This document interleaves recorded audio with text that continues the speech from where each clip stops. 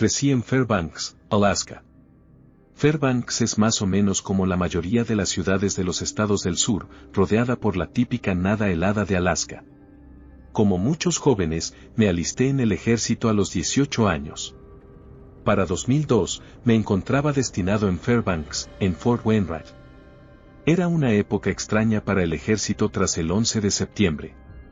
Más jóvenes se alistaban que nunca, pero lo extraño era otra cosa. El ego metafórico del ejército había sido herido por un grupo de terroristas secuestradores, y ahora todo el ejército estaba, por falta de una palabra mejor, paranoico. Era el equivalente a que McChasen recibiera una bofetada en público de otro hombre. Los radares se renovaron y se monitoreaban constantemente para evitar otro ataque en suelo estadounidense, y en parte por eso estoy aquí contando esta historia.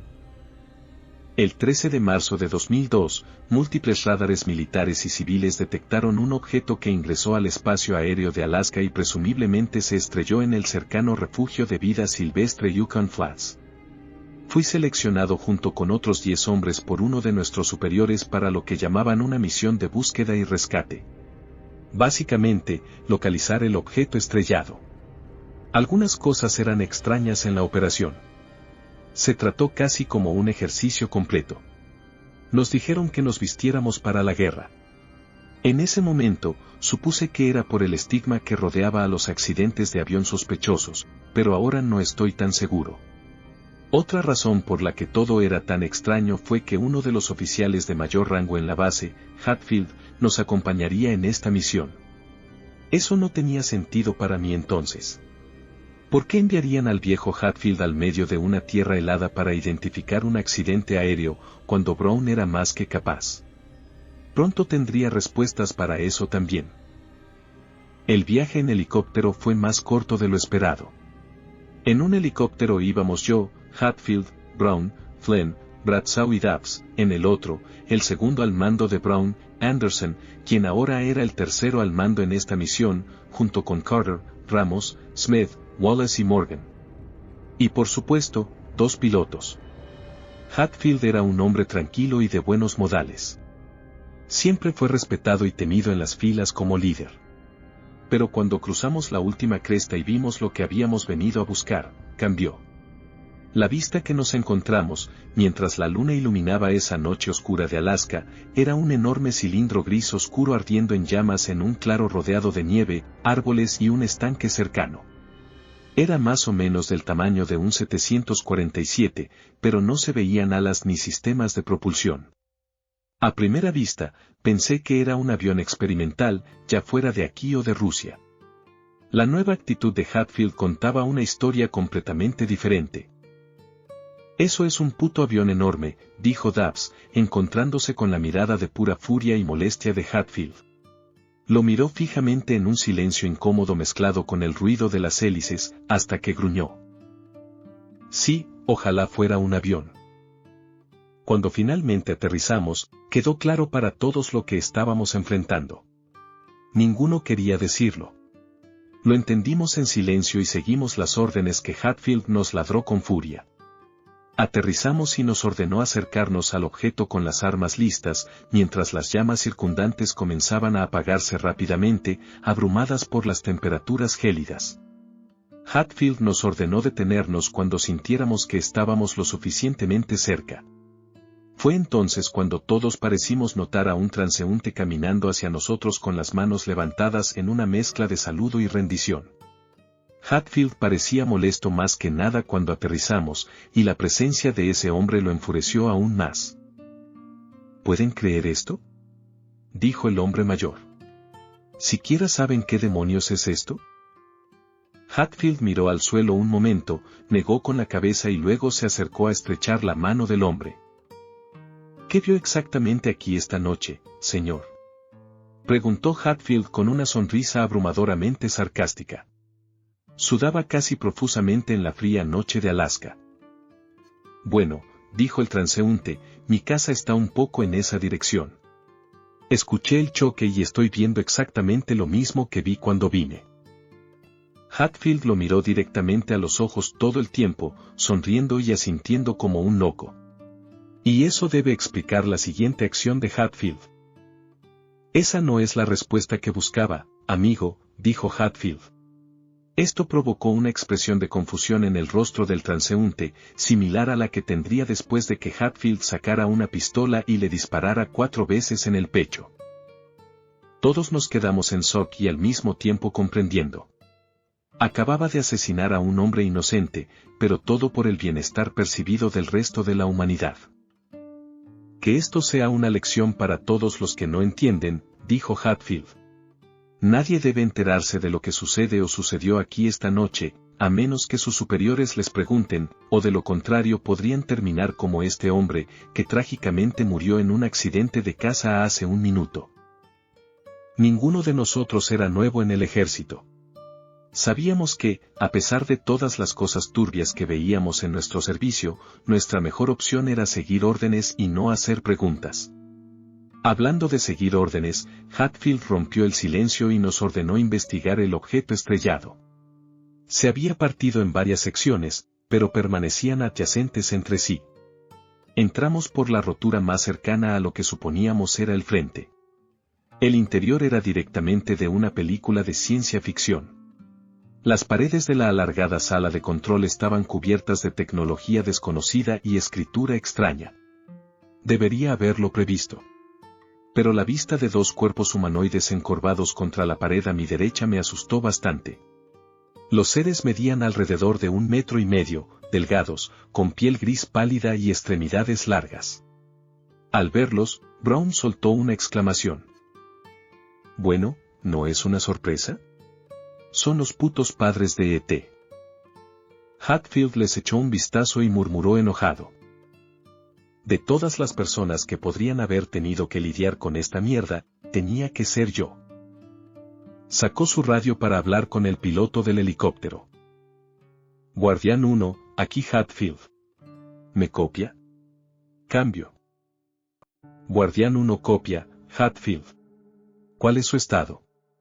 Cambio, crepitó la radio. Díganle a la base que tenemos un código Orión nivel 5 y que envíen un equipo aquí lo antes posible. Tienen que limpiar esto. Díganles que es grande y que traigan tantos vehículos y hombres como el protocolo permita. Cambio, dijo Hatfield, notablemente tratando de controlar sus propios nervios. Copiado, Hatfield. Cambio. Bien, sigamos avanzando, dijo Hatfield, señalando hacia la parte trasera del objeto. Continuamos la búsqueda hasta que llegamos a una habitación hacia la parte trasera de la nave. La habitación se había dividido en varias áreas en ambos lados, que daban al exterior. En la habitación, había otro cuerpo, pero algo era diferente. Mientras que este cuerpo era del mismo tipo que los del frente de la nave, estaba visiblemente destrozado. La marca que más destacaba era un enorme agujero que atravesaba el torso del ser. Jesucristo, ¿qué le pasó a ese? Preguntó Anderson. Parecía que alguien hubiera tomado un poste de luz y lo hubiera atravesado como una jabalina. En la habitación, parecía haber 2 grandes cuartos laterales hechos de un material diferente al resto del interior. Determinamos que eran algún tipo de celda. ¿Pero de qué? Hatfield, venga a ver esto, dijo Bradshaw desde la rotura de la nave que daba al lado opuesto al que habíamos entrado. Hatfield se acercó, y al ver lo que Bradshaw quería mostrarle, miró hacia afuera con expresión suave y preocupada. ¡Oh, Dios mío! Todos nos acercamos a ver lo que miraban. Un rastro de enormes huellas circulares que se alejaban del objeto hacia la línea de árboles cercana. Estoy seguro de que todos los demás hicieron la conexión tan rápido como yo. Lo que fuera que estaba en una de esas celdas se escapó al aterrizar, mató a esa cosa en la habitación y huyó hacia la naturaleza de Alaska. Y quizás lo peor de todo es que nosotros éramos los que tendríamos que cazarlo. Bradshaw y Flynn fueron los afortunados que se quedaron atrás para esperar al equipo de limpieza, mientras que el resto de nosotros iríamos con Hatfield y Brown a encontrar esa cosa antes de que llegara demasiado lejos. No estaba seguro de si la directiva era capturarla viva o matarla cuando la encontráramos. Todo lo que sabía era que íbamos a ciegas a cazar a Dios sabe que había sido retenido en esa nave. El bosque estaba completamente negro comparado con el claro del lugar del accidente. El dosel superior del follaje era tan denso que la única fuente de luz eventualmente se convirtió en la luz de nuestros rifles. Mientras avanzábamos en formación a través del bosque, siguiendo a Hatfield que a su vez seguía las huellas de la cosa, en comparación con el resto de los hombres con los que había servido, consideraría a este grupo como la colección más elitista de individuos de la que había formado parte. No eran niños, eran hombres. Eran los mejores soldados que Fort Wainwright podía ofrecer, y había una razón por la que los enviaron allí. Porque sabían que cualquier cosa podría haberse estrellado allí, incluso algo de nuestras peores pesadillas. Desde el principio, todos estuvimos enfocados y profesionales. Teníamos un trabajo que hacer, y a diferencia de la mayoría de los soldados más jóvenes de la base, no habría tonterías en esta ocasión. No tardamos en encontrar a donde llevaban las huellas. Nos encontramos frente a una cueva masiva excavada en la base de una montaña cercana. Hatfield sacó una pistola y se volvió hacia nosotros. Atentos, caballeros, los tenemos. Brown, toma la delantera. El resto me seguirá a mí. La cueva era enorme, con muchos compartimentos diferentes, pero ninguno tenía mucha profundidad. Así que continuamos por el túnel principal hasta que Brown detuvo la fila y murmuró: «Madre de Dios». Enfocó su linterna hacia un oso grizzly, de unos 500 a 600 libras, en las mismas condiciones que el ser que encontramos en la celda. También tenía un enorme agujero circular perforado, idéntico a las huellas que habíamos seguido. Estaba acurrucado contra la pared de la cueva, muerto. Podíamos sentir a cada hombre en el compartimento retrocediendo hacia su niño interior, mientras el miedo primario los invadía. Esta cosa que estábamos cazando había entrado en la guarida de un oso grizzly, lo había pateado y lo había dejado por muerto. Si podía hacerle eso a un oso, imagina lo que nos haría a nosotros. Wallace fue el que tuvo la mala suerte de decir lo que la mayoría pensaba. «Tenemos que largarnos de aquí, ahora». Recibió la mirada mortal de Hatfield, quien se puso frente a él. «Deja de ser tan marica, Wallace. Los hombres han matado osos durante siglos. Convertimos a esos hijos de puta en alfombras con un chasquido de dedos. Tenemos un trabajo que hacer. Acabar con esta cosa, y como tu superior, les ordeno que lo hagan». ¿Alguna pregunta? El compartimento quedó en silencio. Nuestro valor se restauró un poco. Recordamos que éramos hombres y teníamos un trabajo que hacer. El compartimento en el que estábamos, claramente la antigua guarida del oso, se dividía en 3 túneles. Brown tomó a Smith y Wallace por el túnel de la derecha, Anderson tomó a Carter y Ramos por el túnel de la izquierda, y yo fui con Morgan, Dabbs y Hatfield por el túnel del medio. Estuvimos en silencio todo el tiempo. Quiero decir, tenía preguntas, pero seguro que no iba a hacerle ninguna a Hatfield. Avanzamos hasta que el túnel se hizo demasiado pequeño para continuar, así que comenzamos a regresar al compartimento. Como las comunicaciones por radio no funcionaban en la cueva, acordamos reunirnos en el compartimento si terminábamos nuestra búsqueda o si algo salía mal. Estábamos a medio camino de regreso cuando comenzamos a oír disparos y los gritos de nuestros compañeros. Corrimos de vuelta al compartimento, donde Brown y su grupo ya nos esperaban. «Parece que vienen del grupo de Anderson», dijo Brown. «Bueno, vamos para allá entonces». «Bitley, tú a la cabeza», dijo Hatfield, tratando desesperadamente de ocultar sus nervios. Avanzamos en silencio por el túnel, tratando de movernos lo más eficientemente posible. La realidad era que si nadie del grupo de Anderson se había reunido con nosotros hasta ahora, algo había ido muy mal. Como iba a la cabeza, fui el primero en ver a Ramos cuando dobló una esquina ciega en la cueva. Estaba sentado contra la pared, claramente tratando de esconderse de algo. Cuando nos vio, respiró aliviado y rápidamente se levantó, haciéndonos señas para que guardáramos silencio. Por mi vida, nunca sabré qué posesión llevó a Hatfield a preguntar en voz alta: «Ramos, ¿qué demonios pasó aquí?». Pero en el mismo momento en que lo hizo, fue como si Satanás mismo hubiera abierto las puertas del infierno sobre nosotros. Desde la oscuridad detrás de Ramos, una enorme extremidad rojo pálido atravesó su cuerpo. La luz de un rifle iluminó algo. No creo que mi mente pudiera construir algo así ni en mi peor pesadilla. Una criatura masiva, similar a una mantis religiosa, acababa de empalar a Ramos, cuyo cuerpo fue lanzado contra mí desde unos 15 pies, derribándome contra el grupo. El resto fue un borrón de carnicería y balas. Cuando vi a la primera persona intentar huir, hice lo mismo. Eché un vistazo fugaz detrás de la esquina para ver a un grupo de veteranos militares completamente armados, probablemente los mejores depredadores de nuestro planeta, siendo destrozados por esa cosa. Quiero decir, claro, éramos los mejores en la cadena alimenticia aquí, pero esa cosa no era de aquí. Seguí a los 3 hombres que habían huido de la cueva delante de mí. Corrimos durante Dios sabe cuánto tiempo, solo con miedo y adrenalina, hasta que llegamos al claro. Allí encontramos refuerzos de la base que habían llegado y estaban limpiando los restos. De hecho, otro superior nuestro, Banks, estaba en camino para averiguar dónde había ido un grupo con el suyo propio, ya que habíamos estado fuera de comunicación por un tiempo. Miré al resto del grupo que había huido. Estaba yo mismo, Brown y Wallace.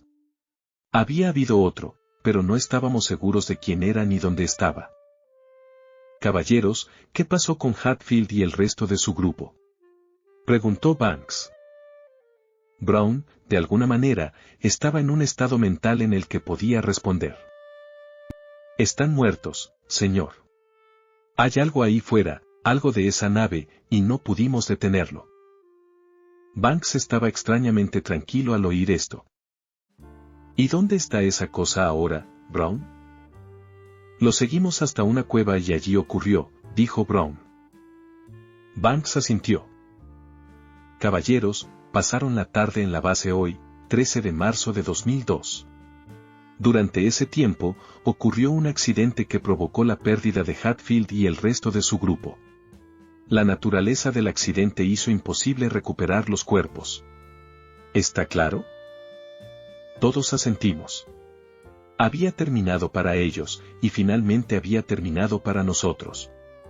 Nos enviaron de vuelta a Fort Wainwright y nos interrogaron nuestros superiores sobre lo ocurrido, cada vez diciéndonos que no debíamos hablar del incidente a menos que uno de ellos nos hablara, y que todos estábamos en la base ese día donde ocurrió un accidente, algo con tanques de combustible o algo así. Aunque esto atormentó mi existencia durante los siguientes años, no tuve más remedio que dejarlo atrás, y así lo hice. Un día, unos amigos me apartaron y me contaron lo que pasó después de que yo me fuera del lugar. Banks había ordenado un barrido masivo del área de la cueva con una fuerza mucho mayor que la nuestra. Encontraron algo perturbador. Morgan era el otro hombre que había huido de la cueva con nosotros. Lo supieron porque, no muy lejos de la cueva, encontraron su cuerpo empalado y estrellado contra un árbol, con tanta fuerza que el árbol había caído. Las huellas de la cosa que partían del cuerpo mostraban que había huido hacia la naturaleza, y ya se había ido. Dentro de la cueva, encontraron e identificaron los cuerpos de Hatfield, Anderson, Ramos, Carter, Smith y Dabbs, todos destrozados por esa cosa. Era como si las balas ni siquiera le afectaran. Simplemente seguía derribándolos. Era como una máquina. Ahora que he dejado las Fuerzas Armadas, me he mudado y he tenido tiempo para pensar, finalmente tomé la decisión de contar la verdad de una manera que, con suerte, no me perjudique a mí ni a mi familia. Espero que tomes esta información por lo que vale, porque sé que esa cosa sigue ahí fuera, y solo Dios sabe dónde está y de qué es capaz.